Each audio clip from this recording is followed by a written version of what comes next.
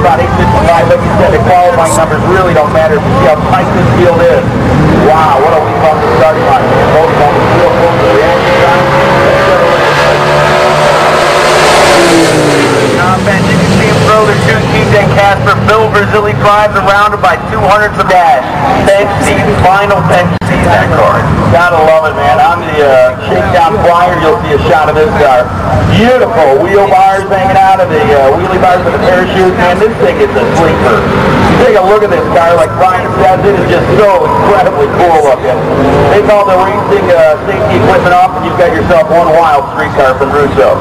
Sean Gallagher over there out of New York in his 79 Mustang.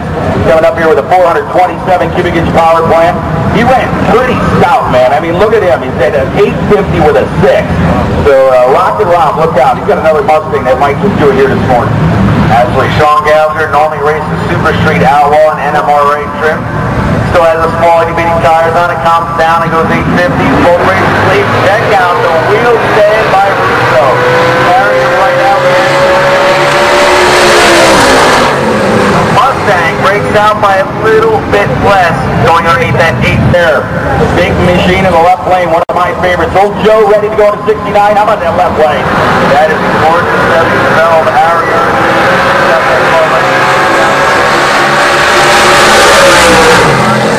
Wow, 858's a pair. Arizona Chevrolet matchup. Jimmy Price is an alternate.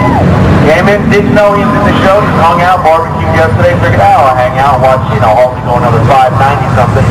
And Brian Holland at Gorgeous Show by an alternate spot. Is that cool though, isn't it? That is awesome. It's like, hey, I get to race and barbecue today. That's a good thing. And from where he comes up here to start, he was in line first thing this morning, ready to run. Absolutely. I called him and he came up here in like 2 seconds, hit it in the 8-mile bit. Very cool. So good luck to Price and Company out of Maryland, Southbury, Maryland. Number 32 qualifier makes the game. Left lane as an alternate. How about Hall? Wow. Check out that drag radius on the back of that Mauser. They are side by side. Something not only was an alternate, he's going. He's on the far side of the racetrack. He's going to sign up against John Goss. He actually put this car on the bumper. Broke the parts to pieces and put it right into the wall almost there yesterday. He did. If you look at the left front fender on this car, it's a little bit wrinkled, and he said, you know what? I hit the wall because I lifted. He came out next pass, wasn't qualified, went at 856. Said he was staring at the guy, but hey, trust your wheelie bars, my friend. I talked to the young lady last night on the way out of here, and I said to her, man, is it all right? The car, she goes, yeah, they had a welder, they had it fixed up, and she said he could drive. He wasn't scared of anything, so he's back again, trying to take it. Goss on the other side of the Goodyear side, ready to go. The crew gets him into the top light. Big 68 Chevrolet Chevelle Santos coming to the top lights now. The battle is on, Brian. The lights are down. Look at the wheel stand again. Man, it's a good thing there's a welder in the house. Put that thing together. John Goss. Better to react to pretty much every single Friday. He'll be taking on Darren Harris. He's 67 Camaro. Races with a 400th of a second in qualifying. Check out Bobby Moran with that Lofi idol trying to stay. That is a battle.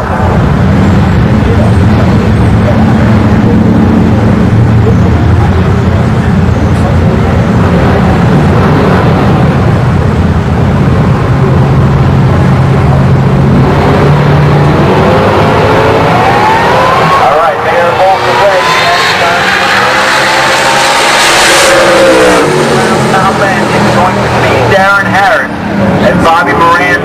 68 model year, 496 cubic inches of nitrous oxide, and your number 1 qualified 850 index car. Who's in the left lane, Brian? That is Bill Cannon and Harry Gerben, that gorgeous, spotless 68 Firebird. That car launches hard.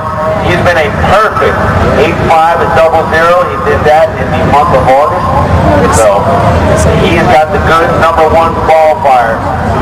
And that is not a mistake. He's been 8500. Bill Cannon right there with 853. So it'll be all about reaction time. Tree comes down. Bill Cannon and Harry Gerb, reaction time. Oh boy, number 1 qualifier. Bill Cannon taking out the number 1 qualifier. identical 858s, 024 for Cannon. 100 cubic inches under the hood. Tom Romeo, the bigger than two motor, 632 cubic inches, both of these cars. Actually, that's why Robert Cugin's car, that car has a license plate on it. Number 20 qualifier, number 4 for Tom Romeo. Higher than 2 qualified cars, not necessarily meaning a darn thing here in round number 1. As you just saw our number 1 qualifier go home. They're both pre-staged, staged up. They both lead. Rob Cugin left first. Rob Cugin drove around him. Check out the margin of victory. 8/1000ths of a second. See Scotty G out there getting ready for Outlaw 10-5 round number 1, helping out Tony right in front of Tony's car. That's someone you want on your side when you're dealing with nitrous motors. Both races staged up, tree comes down, another green light drag race. Reaction time advantage, you probably mark with about a second. Nice job, identical again, identical 853s, nice job. See it. The Fox spot was in the 50s with 32 cars. Absolutely street cars. This is the closest you'll get to street. Oh, absolutely. You're talking about guys building these cars in their garage. Very little sponsorship, if any. Andrew DeMarco and Jack Pedro. He's been telling us he's in the house all afternoon with Melissa down there. DeMarco ignites up the starting line. Nadro, gotta shake DeMarco to look to the right here. He does by a 10, 860, 147. Andrew DeMarco moves on in the 8-5. And Craig Cusimano, one of our alternates, qualified number 34 yesterday, ran the 850s and wasn't qualified under 32 cars. Incredible. Mike in the number 11 spot. Victor Tires on him off the throttle. Craig Cusimano, he has time advantage.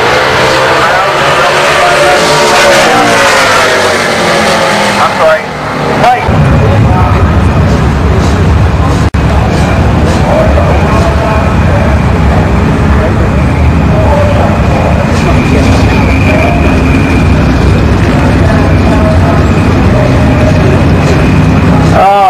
That was awesome. We'll get more into the action. We need drag radio today. Drag radio cars. Got to come on to top end 56 and a win going over there to Baptista. Rob